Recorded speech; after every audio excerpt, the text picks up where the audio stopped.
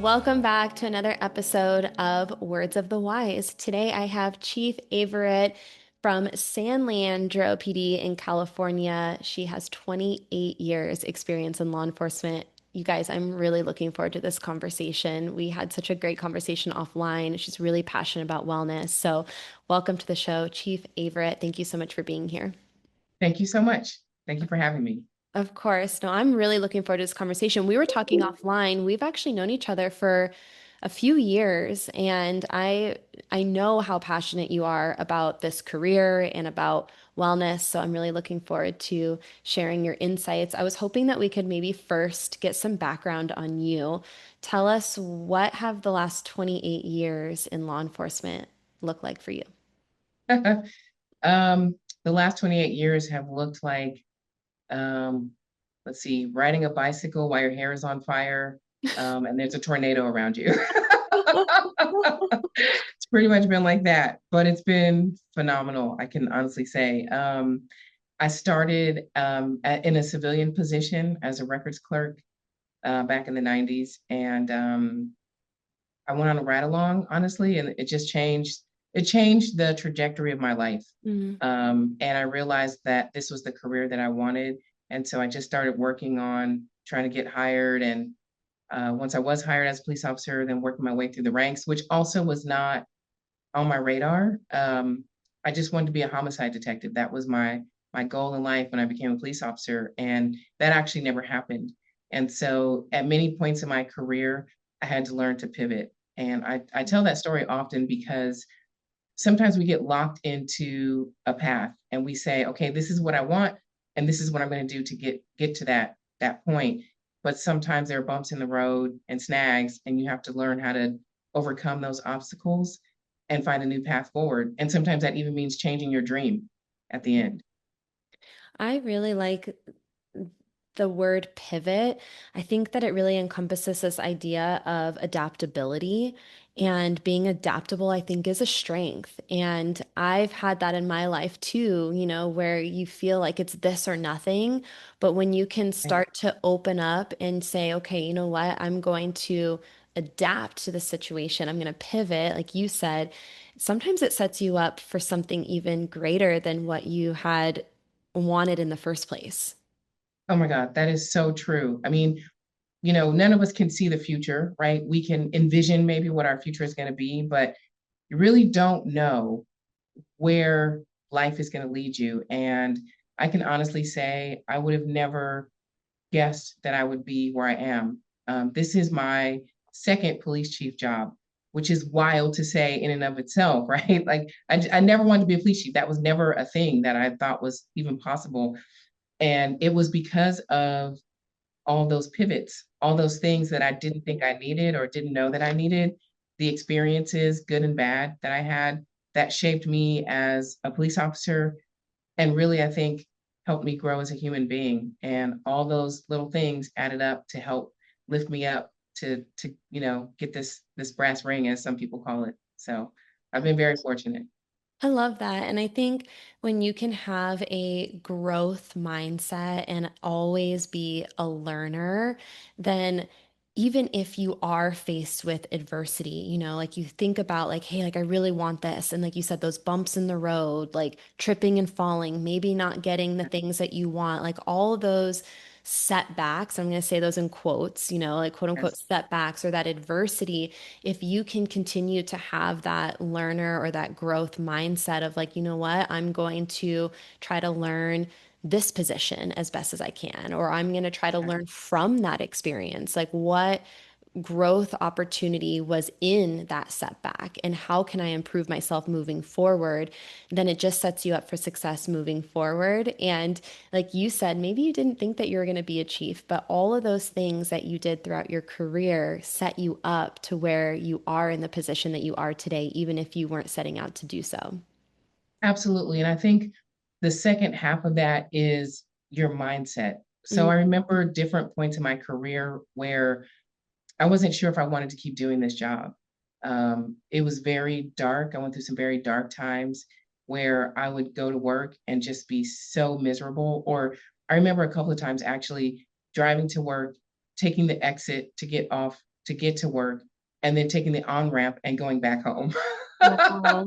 I did that a couple of times because I was so um I don't know, I was so in my head about all the things that were wrong, right? The things I wasn't happy about, my career, or maybe the department that I was working in that at that time.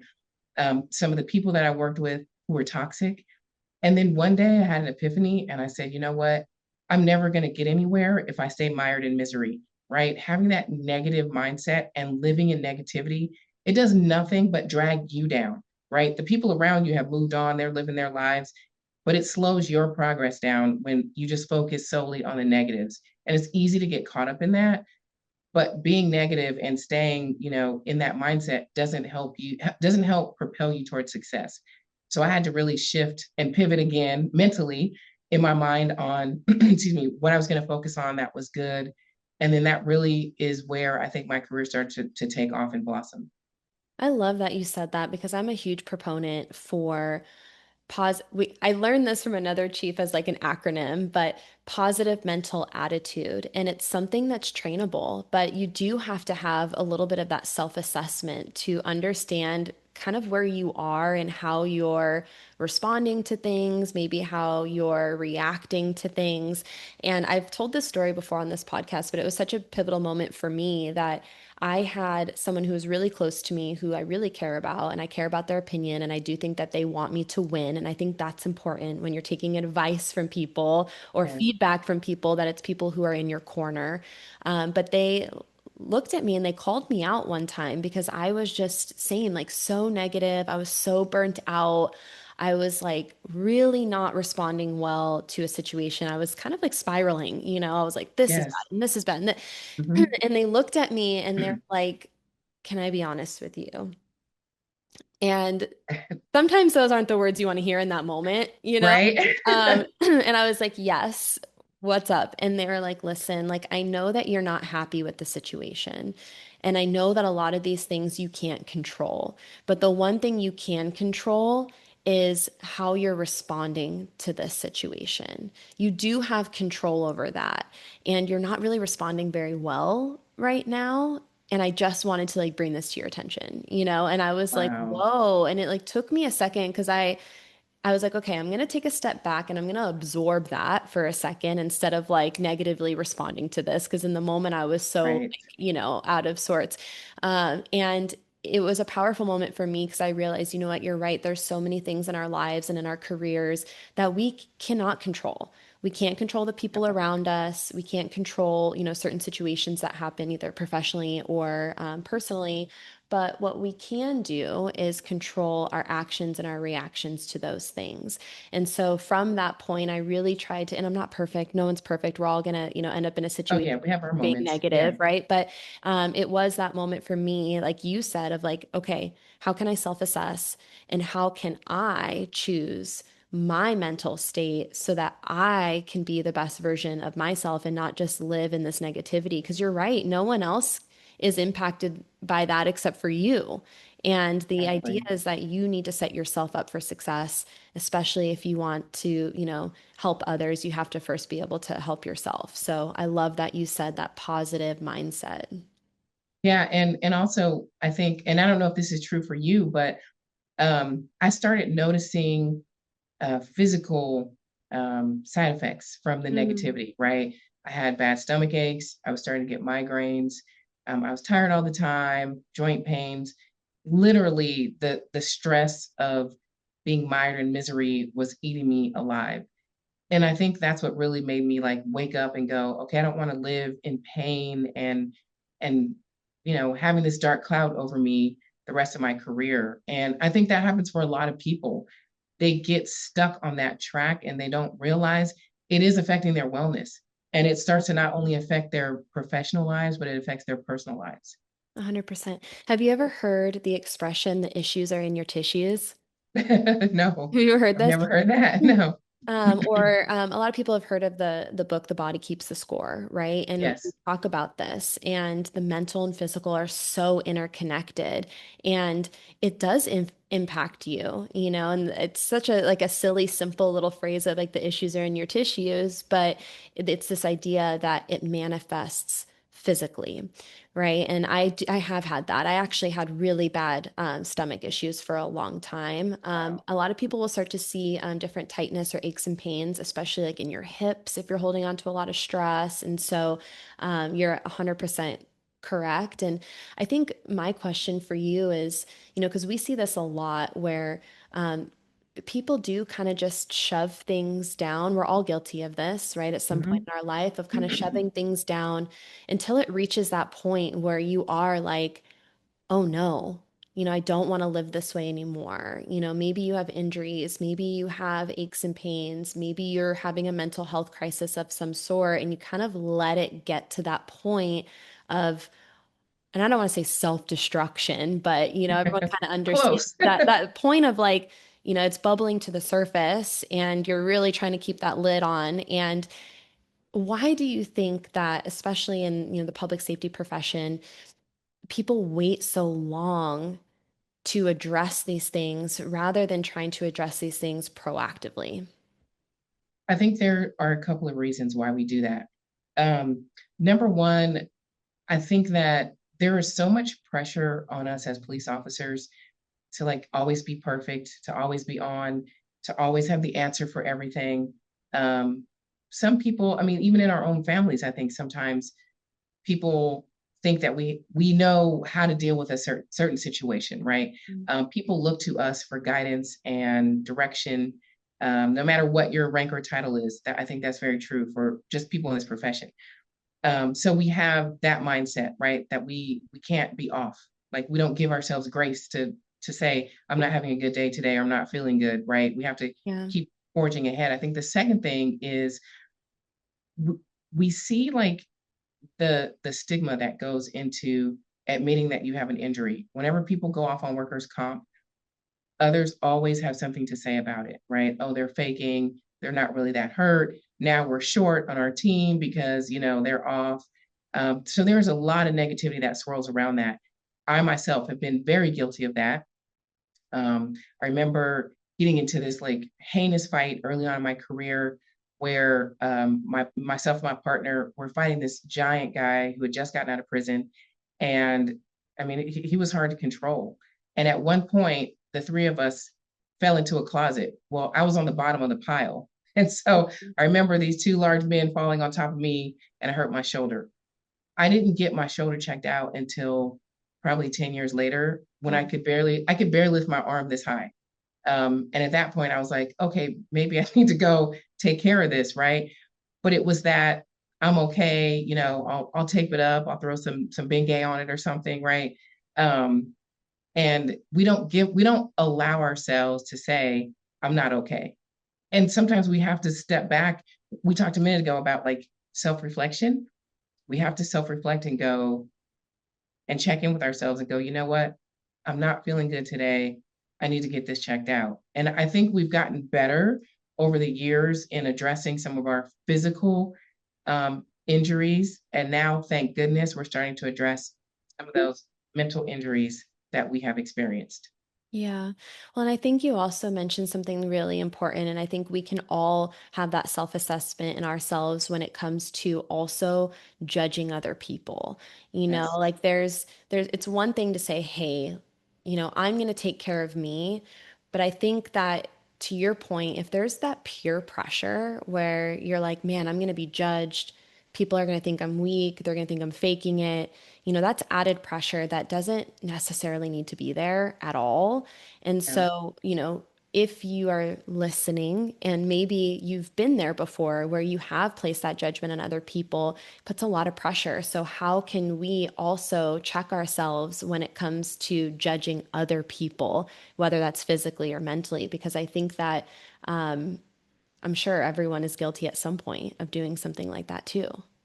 Oh yeah. I mean, I'll be the first to admit I have definitely engaged in that kind of, negative talk against others, Mm. Um, and I think again, this comes with getting older and being, self-reflective and just learning and gaining wisdom. Um, that it doesn't help, right? Like there's no point in me talking trash about someone who's off on workers' comp, who hurt themselves. Like, I don't know what benefit I'm getting out of that, right? And it's not fair to them, right? Mhm. Because they do have a legitimate injury. And sometimes people don't have legitimate injuries. I'll be the first to admit that as well. Um, but I think it just adds to this toxic um, culture where when people really do get hurt, they are afraid to take care of themselves Yeah. because they don't want to be the next person on the radar where everyone's talking about them. I think the other negative thing about um, people admitting that, they have injuries and they need to take care of themselves is when you're off of work for any extended period of time, at least this is what I've experienced, it's easy for the people that you work with to kind of forget about you, right? Mhm. So there's a lot of isolation that goes into being off on workers' comp and being injured that people don't know about until it happens to them. And again, I'm speaking from personal experience.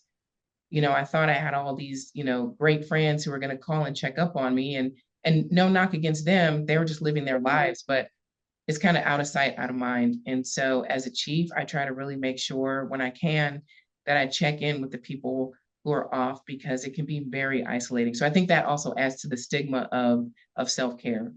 I love that you said stigma because that's exactly where my mind was going. Is like, we know that there have been great strides in wellness over the last decade. I know California is a bit more progressive, so maybe it's been a little bit longer than that with breaking stigma, but it does still exist. And one of the things that I've heard through this podcast is a lot of the stigma is through peer-to-peer pressure Yes, or judgment, right?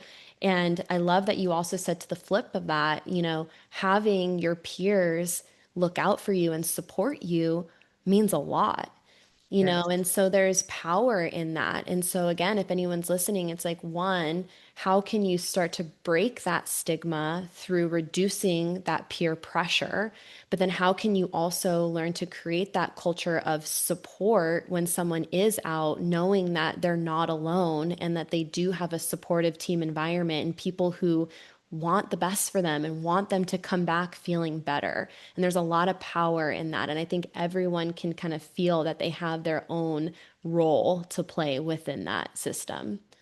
absolutely. Yeah, I think a simple gesture like sending someone a text, "Hey, how are you today?" or even just calling, showing up. I mean, those little things go such a long way and it keeps them connected to the organization, right? Yeah. Um, Again, I think, when you're off of work and you're isolated, you're in pain, not having the support of your teammates really impacts your ability to get well physically and mentally. Yeah. No, and I agree. And I think that at the end of the day, everyone wants to feel like they're valued and that, if you are going to come back to an environment, that it's an environment where people value you and support you and they want what's best for you. I have a question for you because, I've done almost 200 interviews on this podcast, and I want to say I've had four, maybe five women on this podcast. We know that this is Well, a male-dominated field. How was it being a female in a male-dominated profession? Do you feel like you had different battles or there was different pressure to be, quote unquote, tough or strong or to push through things? 100%.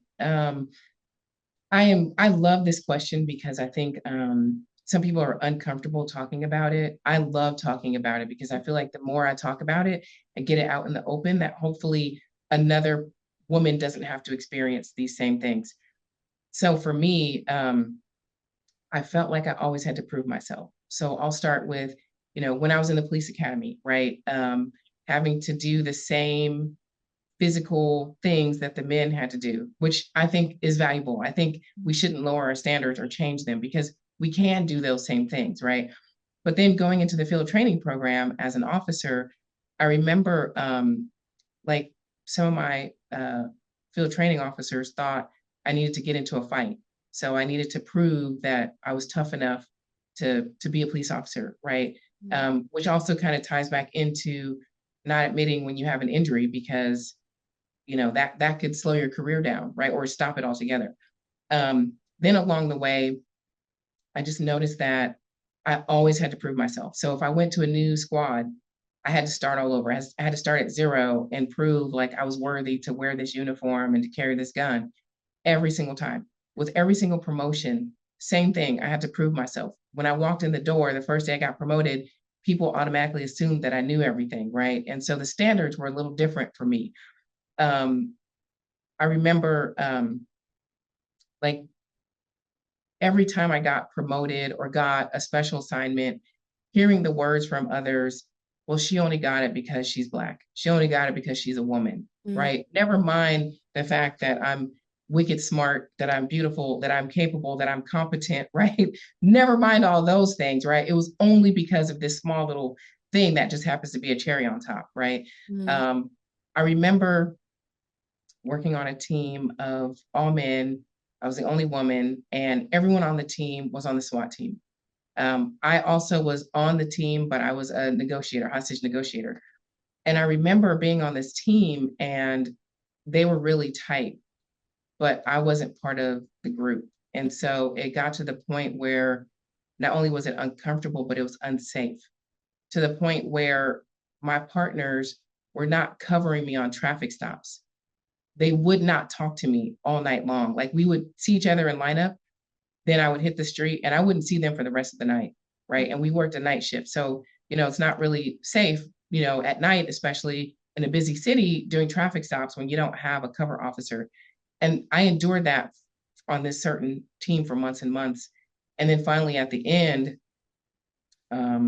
one of the guys pulled me aside and was complaining about the way that I worked. And even though the way that I did my job was similar or the same to the way that the other people on the team were doing the job, I was held to a different standard. And I think for women, we face a lot of that. The standards are much higher for us than for men.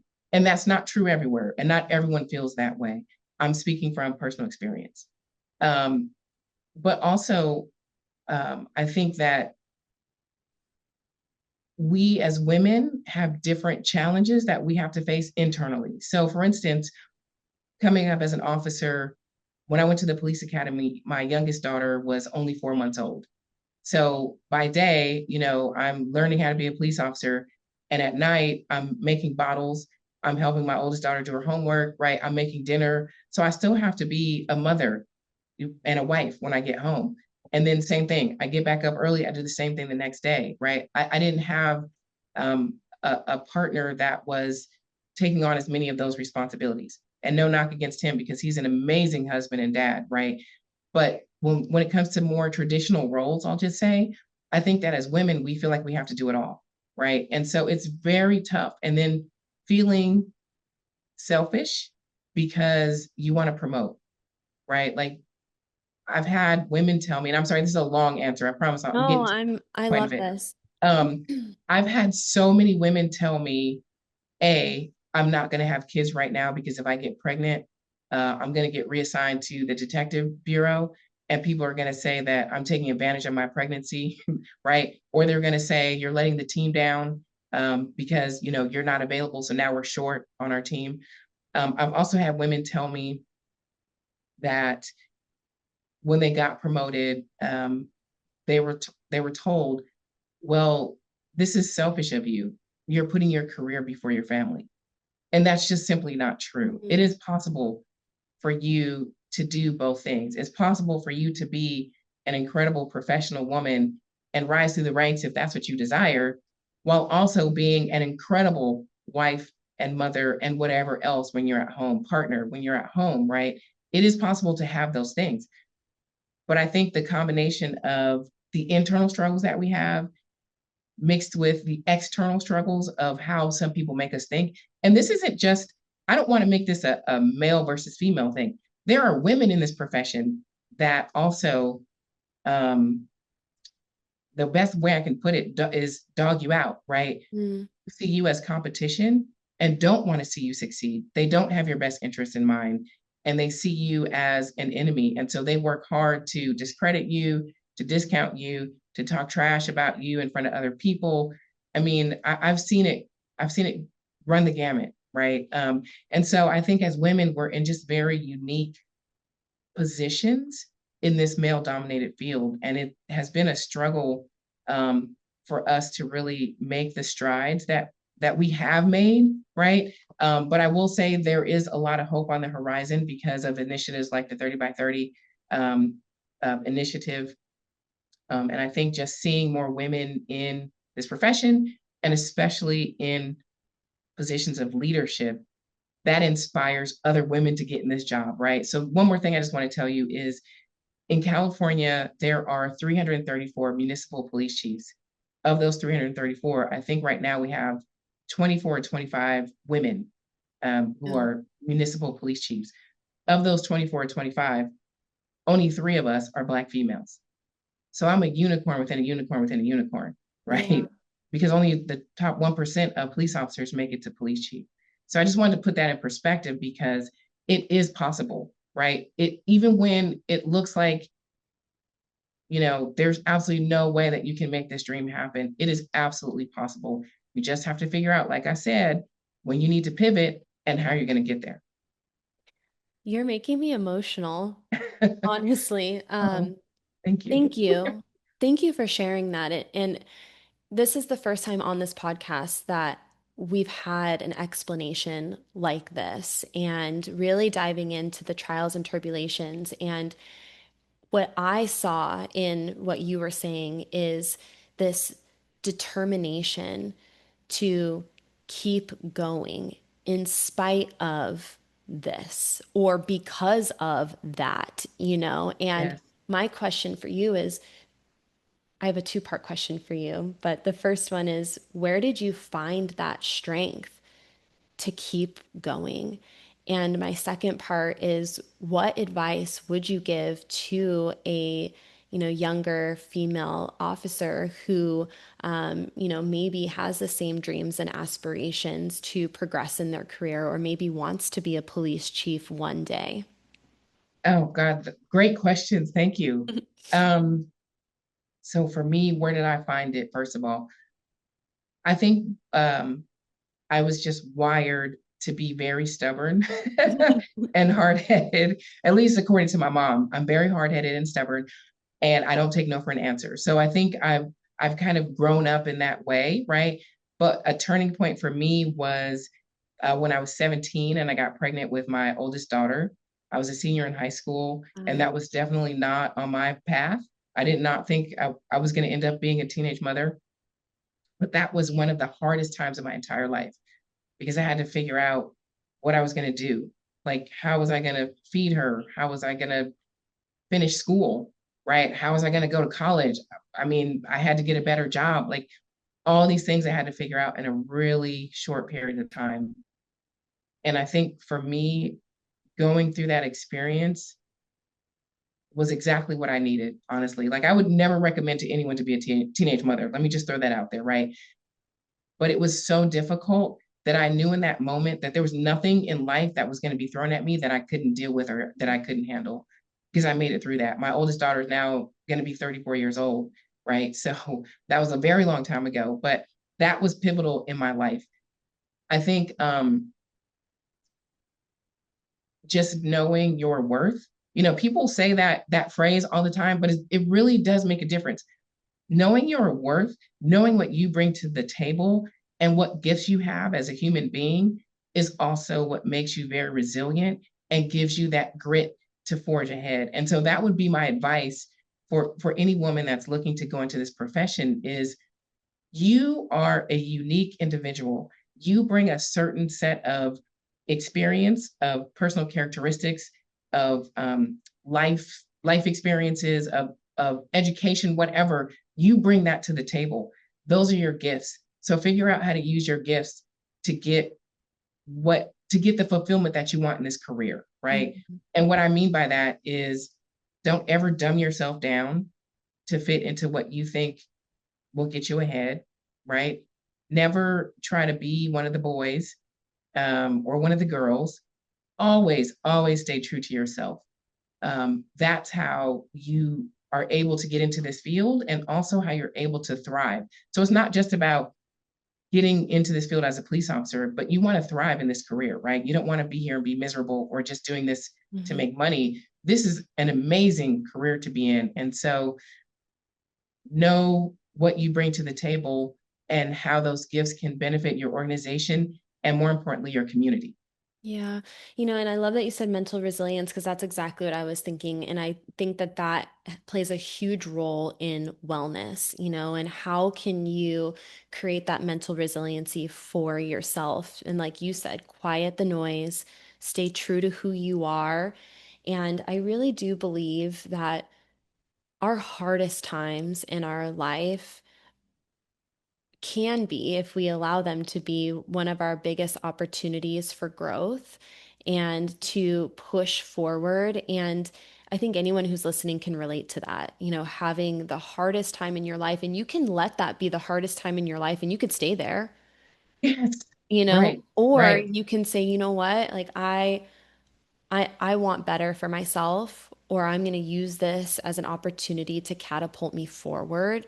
And how are we going to do that? And I really appreciate you sharing a personal story because I think so often we see people at the top of their game, right? Like you are at the top, girl, right? Like you're it, you're chief. And sometimes we forget all of the years and the hard work and the adversity and the trials and tribulations and all the things that went into getting there. Sometimes we just see someone at the top and we're like, oh, they're there. Like it must have been easy, Right. you know? Right. And to kind of peel back those layers and be like, you know what? Like it was a road to Yes. get here.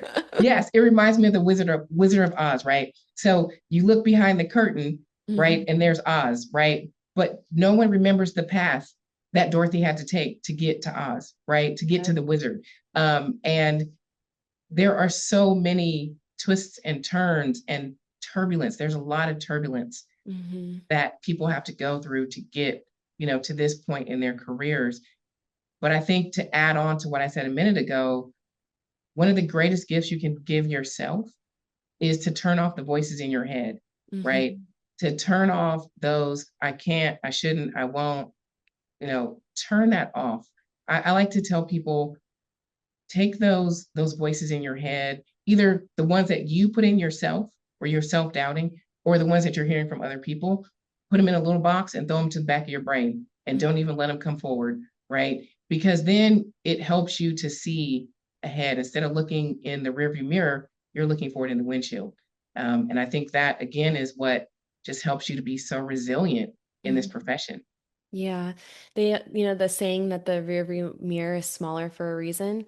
Um, Yeah. and there's a book, and I want to say that this is the right book, and someone might come for me and say that I'm misquoting the book, but it's called The Untethered Soul, and they talk about the internal roommate that you have. And it's, you know, if you can kind of look at that voice in your head as this like really annoying negative roommate that is just like spewing off stuff, then Right. sometimes it's easier to be like, you know what, like I'm not going to listen to you. And I think in the book it even says that you can like name it. You can like name the roommate, you know, like I don't know, whatever name you want to name her, him, you know. And Felicia. yeah, Yeah, and well, sorry, like Felicia, if there are bye. any Felicias out there, but yeah, bye. Yeah, bye. Like get out of here.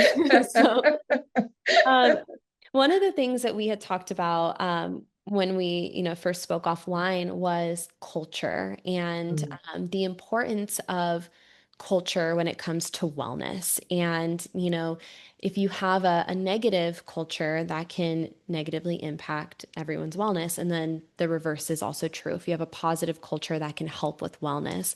What are your experiences with culture, and how have you been able to kind of take steps forward in developing a more positive culture? So one of the things I didn't mention in the beginning is the San Leandro Police Department is actually my fifth police agency. Um, so I never thought that I would bounce around that way. I wanted to stay at one place and stay there forever, but that just wasn't in the cards, which is why I had to pivot and leave and go different places. Um, so I have experience with many different types of cultures. So I've worked for a sheriff's department, I've worked for a municipal police department, and I even worked for a special district at one point in my career. So I've seen different cultures, good, bad, or indifferent. And I've seen how sometimes leaders ignore things going on in their cultures. Mm. So I'll start with, or I'll talk about specifically about San Leandro. So I came here in early 2024, and this department was not in a great place. Over the last 5 years, there have been, I was actually the sixth police chief to be Oh. here over a 5 year period, right? We went through 2020, which was a really tough time for all police officers in this nation. We had a very controversial shooting also in our city in 2020, where we had people in the community calling our officers murderers. So the community sentiment had shifted a little bit towards the department. We had a wave of people that were going out on stress. And so our staffing was atrocious, right? And so when I walked in the door, there was a literal black cloud over this organization. And it's no fault of any of the people that work here. So I just want to make that very clear. Mm. There were just so many challenges and obstacles and situations that this organization was dealing with, that it was going to take someone to come in here and just really, as corny as it sounds, someone needed to come in here and just love on this department. Mm. And that's really what my mission was walking in the door, was just to show some love and to be a human being. We talk about vulnerability, the the magic V word that some people don't like, right? Um, for me as a human being, just being able to come in here and say, yes, my title might be chief, but I am a human being just like you, right? I have the same issues and struggles, within myself, at home, work life, whatever. I deal with the same thing that everyone else deals with. But how you change the culture is one person at a time, right? Mm. And really saying, what can we do together to change this culture, right? How can we stop talking trash about each other? How can we stop treating people like trash internally? How can we be more supportive? How can we stay in that positive lane, despite all the negative things that we might see when we're out there, on the street dealing with hard situations? How can we make this a culture where we care about each other? And so, what I will say, and I can't take credit for this, but what I will say is that we have a very strong wellness team here in Mm. San Leandro, and they work really hard in highlighting wellness and lifting others up and finding ways to support our staff, both our professional staff and our sworn staff. And so I had the benefit of walking in the door and having that already in place. And Mm. so what I tried to do was try to leverage that wellness team, give them what they needed, the resources that they needed to not only continue the work that they were doing, but maybe to even enhance it beyond that. We uh, Technology also, we use technology to help highlight wellness and to make it a normal thing in this organization. We've worked really hard on addressing some of our staffing challenges. We're still very challenged as it comes to relates to our sworn officers, which everyone in this region and across the nation probably is dealing with the same thing. But one thing I'm really proud of is this time last year, our dispatch center was emaciated. Like, we had very, very, very minimal staffing, to the point where we had to have another agency dispatch for us at night Mm. because we didn't have the personnel. As of 2 weeks ago, we are now fully staffed in our dispatch Oh, center that's with great. two overhires, right? So, I mean, I'm so grateful that people want to work here. And I think that's the other thing.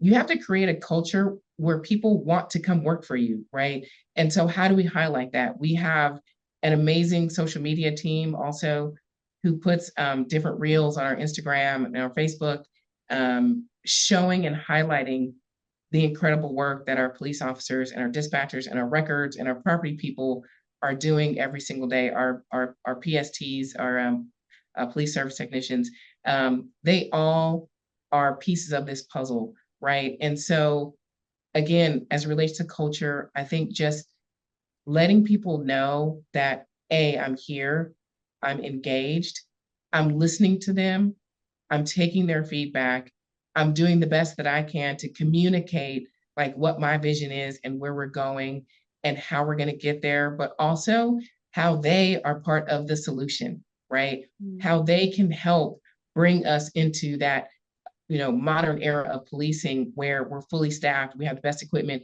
we have the best technology, and that we have this very healthy culture and environment to work in. I love that and we talked a little bit about this offline too. A lot of the things that you talk about with culture don't cost anything. It's Exactly. effort, and it's connectedness and you saying, "Hey, I walked in here and I want to connect with my people and I want them to know that I'm here for them and I'm going to look them in the eye and smile and try to create an environment that people want to come to." And the thing that popped in my head was that story that you told us earlier about how you had the opposite at some of the organizations that you worked for, where you were on your way to work, you got off on the exit ramp and you flipped Yeah. right back around and you're like, not doing it, got to go home. Yep. And Hmm. I've heard these stories before. I had someone else on here that said that they used to pull over and throw up before Wow. going into work. It was that bad. And my question for you is, do you think that if you hadn't gone through that personally, that you would make it such a priority today? Like, do you think because you went through that before, that now it's something where you're like, I do not want people to feel like I felt? 1000%. I always say that the best leadership lessons I ever learned were from the worst leaders that I ever worked for. Mm, Right. It wasn't from the sure. great ones. The great ones were phenomenal and I learned stuff from them too. But the most important lessons I learned were from the people that I didn't want to follow. Right. And so I've always tried to learn from different experiences that I've gone through because I felt like there was a reason why these things were happening, right? There was some reason why I had to go through the torturous points in my career to get to where I am today, right? Mhm. And so I carry those with me, not because I'm bitter or I'm upset or any of those things. I'm grateful for those experiences because I use them to make sure that as a leader that I'm not doing those things, right? And Yeah. that I'm not encouraging a culture where those things are happening to other people, right? And being mindful of that, I think has really benefited me because I try to never forget like where I came from. I try to never forget what it's like, working 12-hour shifts when you're tired and you didn't have enough sleep in between, you haven't been able to work out. You're not sleeping, not only not enough, but you're just not sleeping, right? You're exhausted mentally and physically. I never forget about those things. I keep those in the forefront of my mind because it informs my decision making, right? It Yeah. helps me to understand like what are the needs of the people that I work with, and how can I, as their chief, support them to keep them healthy? Yeah. And I think that unfortunately, and of course, like when we're going through those really, really hard times, it doesn't feel that way. It doesn't feel like, oh, I'm so excited because I'm going to be able to have this later in life to like Right. help others, and it doesn't feel that way. But I can deeply relate to that. A lot of the things that I've been through in my life influence what I do today and how I operate. And, this is kind of maybe a side personal story, but I didn't have good parents. I grew up in a really toxic environment and I had a really absent and in some ways, verbally and emotionally abusive mother. And I thought in my head, because I had that as my role model, that I wouldn't be good at being a parent or I wouldn't be good at doing certain things because I didn't have a good example of what good looked like. I was like, well, Right. that just means that I'm not going to be good at it. And I love that you said, you know what? No, I took that and said, that's exactly why I'm going to be good at it because I'm not going to do that. I'm not going to repeat those behaviors. And I've learned through, and I do think sometimes it just takes time and age and wisdom to like kind of be able to have that mindset. But now I'm like, wow, that's why I'm going to be the best at these things because I've Yes. learned what not to do and I won't make those mistakes again, whether that's, personally or professionally. And one of the things that you said, and I really want you to talk about this because you have a really interesting perspective and I completely agree. You said the like, the V word. Yeah, that icky V word and Yeah. vulnerability, and the importance. And when you were talking about culture and coming into, your existing agency of saying, hey, I'm going to show them who I am, and I'm going to share these stories with them, and I'm going to share why this is important to me and why they matter to me. And we talk about vulnerability, and there's still kind of this stigma associated with that word. How important do you think, as a leader, it is to be vulnerable, and what does vulnerability truly mean to you? Well, let me start with the second half of that question. So, to me, vulnerability isn't a negative thing, right? And it also doesn't mean um, that you cry at the drop of a dime, right? Although I've been known to do that, and I'll talk about that in a second. Um, it doesn't mean that. It means breaking down some of those walls that we all put up and being comfortable enough with yourself to show others who you really are on the inside, right? So I remember as a young officer, I never saw the chief. I never wanted to talk to the chief. Same thing with the captain, the lieutenant, even the sergeant. I didn't want the sergeant showing up to my calls. I never walked into the lieutenant's office for any reason whatsoever unless I was summoned to go there, right? There was this barrier, there was this wall where I didn't communicate with them, right? I did as I was told, and that was it, right? I remember going to a call one time that was a devastating call. And immediately after the call where this child had died, my sergeant was like, "Are you all right?" And of course, I'm going to say, "Yeah, I'm fine." I was not okay, by the way. I was not okay. But Yeah. of course, I said, "Yeah, I'm going to be all right." And then I went about my day, went to the next call. And I suffered some long term side effects from that particular call that I didn't deal with until much later. It was because in that moment, I was not allowing myself to show any sort of vulnerability or any crack, I'll say, in my armor, right? Because that's what people think vulnerability is. Some people think it's a weakness. I say it's a superpower because it takes courage. It really takes courage to allow yourself to show that side of you, but it also helps you to build rapport with people Mhm. very quickly. That was one of the reasons why I think I was pretty successful as a hostage negotiator because I was able to quickly break down walls and be vulnerable towards people. So, um, another example is when I first got here at San Leandro, it's kind of embarrassing, but when I first got here, I had my first department wide meeting. And within probably the first 2 minutes, I was like crying, like that ugly, like, kind of ugly kind of cry. And I was so embarrassed. And the more I was trying not to cry, the more I was crying. I was crying because I was so and am still so passionate about this profession and about the people that I work with. I care so much about the people that do this job. It's a very, very, very hard job, but it's also super rewarding. And that passion was coming out. And so I just really wanted to show, who I am and that translated in that moment to me having tears. Now, fast forward just a few weeks ago, I had another department wide meeting where I take anonymous questions from people. Someone asked this very snarky, super passive aggressive, rude question of me. And the moment that I read it, I was instantly pissed because it felt personal Mm. and it was a tough question. But what I did with that page was I took a moment, I thought about the question, and then I answered the question in front of everyone. So what I could have done was I could have tossed it to the side and acted like I never got that question, right? Because I Right. didn't want to embarrass myself. But instead, I decided to confront it head on and to answer the question in front of everyone. That is being vulnerable, right? Having the courage to have tough, sometimes tough conversations with people, that all encompasses vulnerability, right? Vulnerability also can mean um, allowing yourself and others to laugh.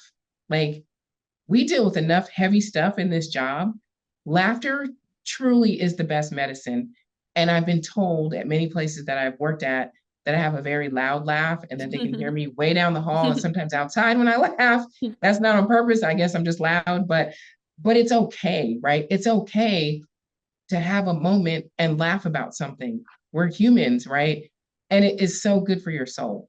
So for me, vulnerability encompasses many different things, but it's not negative. It's a fantastic way to operate. It is what I think helps leaders connect with other people, is by being that human.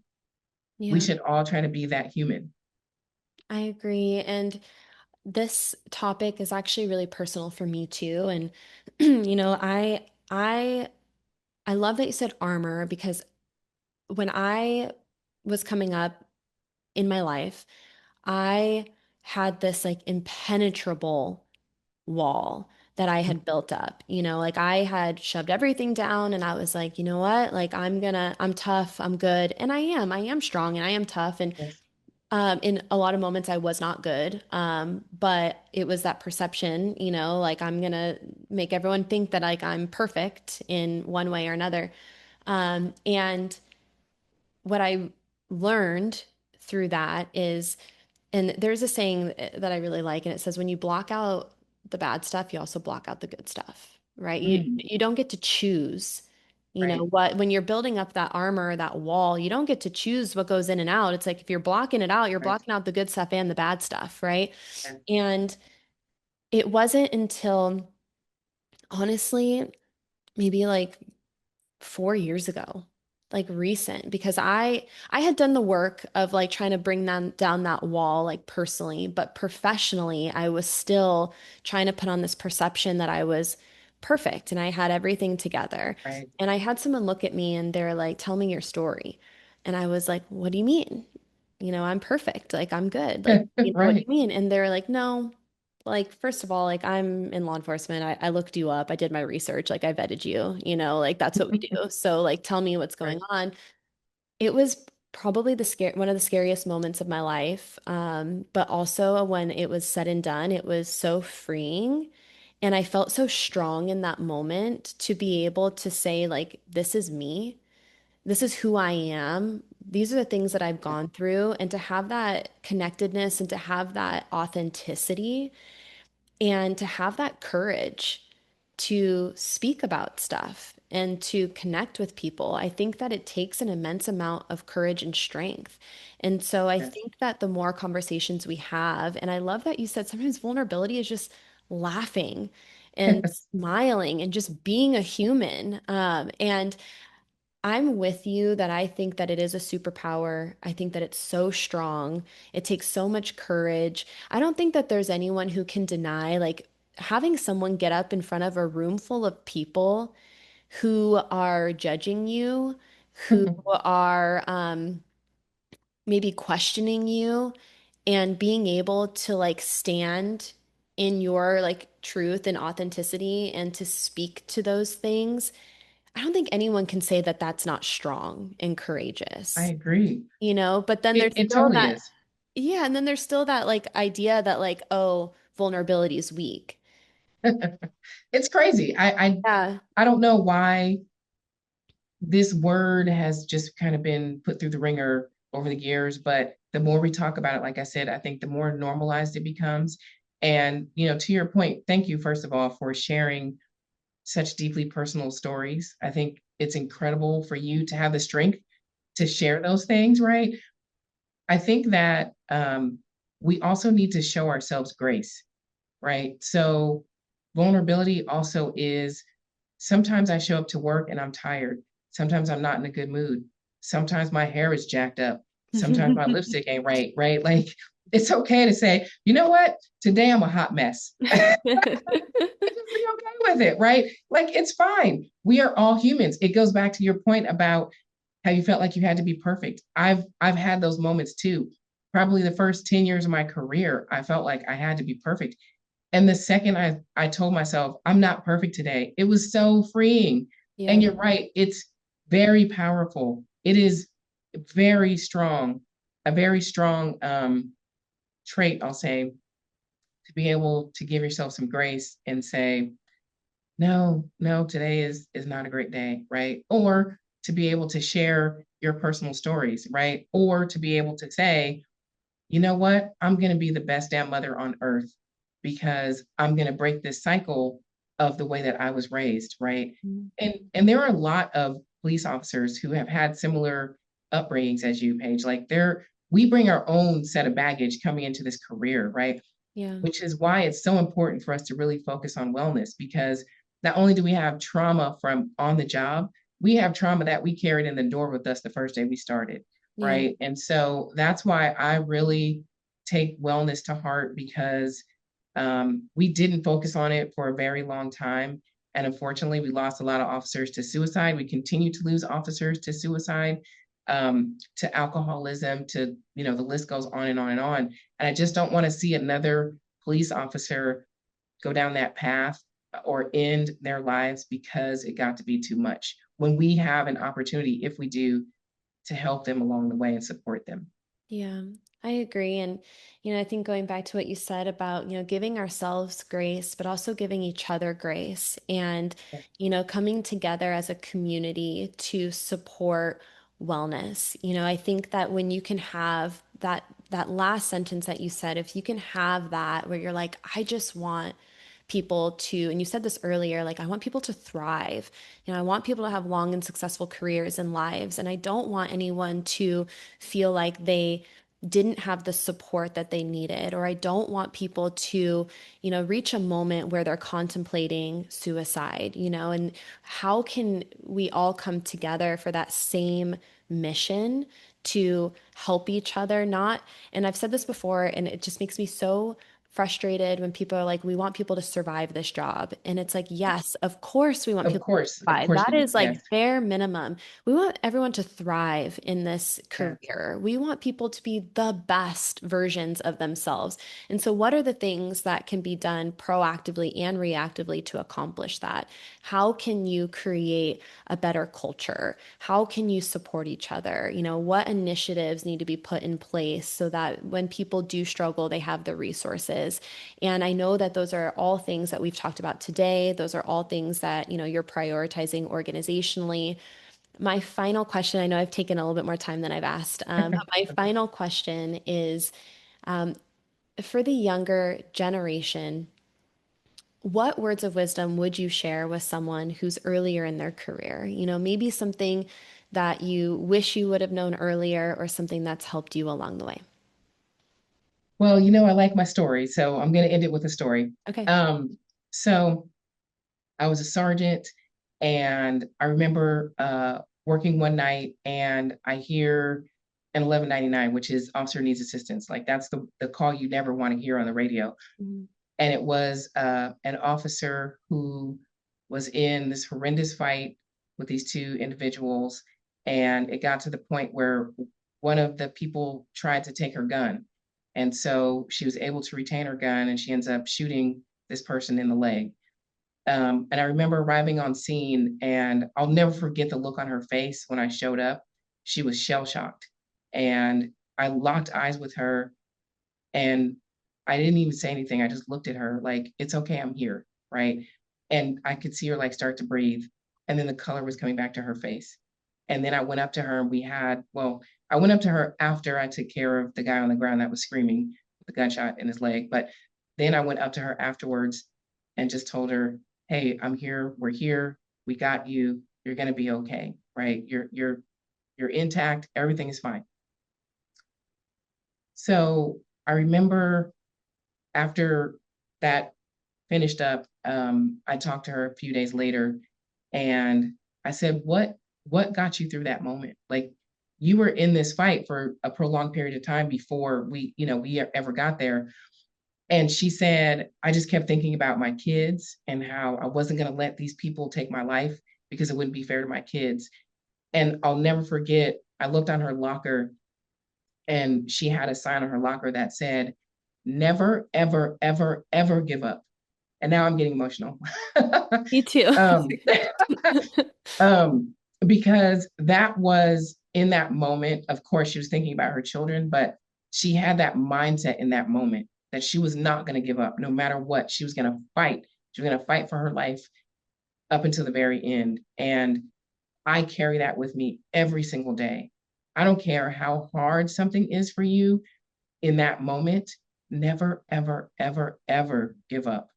always, always fight, always push ahead.